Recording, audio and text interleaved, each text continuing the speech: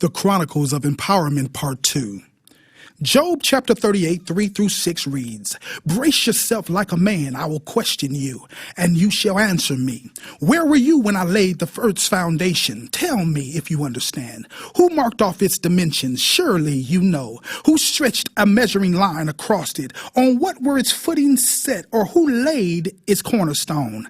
Simply stated, God alone is sovereign and will always retain mastery over that which he created. When he wanted Peter to walk on water, he did it. And when he wanted the sun to stand still so that Joshua could win the battle, he did that too. Why? Because God will superimpose his will whenever he sees fit without the counsel of any man. Therefore, we have enough to conclude that just because he healed someone with the word does not mean he can't lay hands on them and get the same result. And just because he laid hands on them does not suggest that through a physician he can't heal.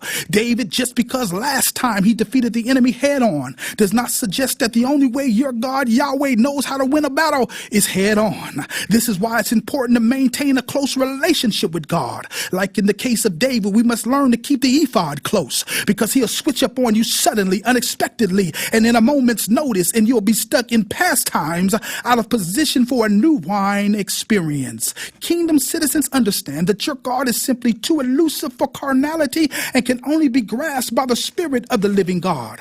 God's choice is God's choice. And so in view of all that I just said concerning the unlimited ability of God to do whatever he wills, we must conclude then that God also cannot be limited as it relates to the people he chooses to use. Paul declares, "But God has chosen the foolish things of the world to confound the wise, and God has chosen the weak things of the world to confound the things which are mighty." 1 Corinthians chapter 1, verse 27. I believe that God gets a kick out of frustrating the so-called intelligent.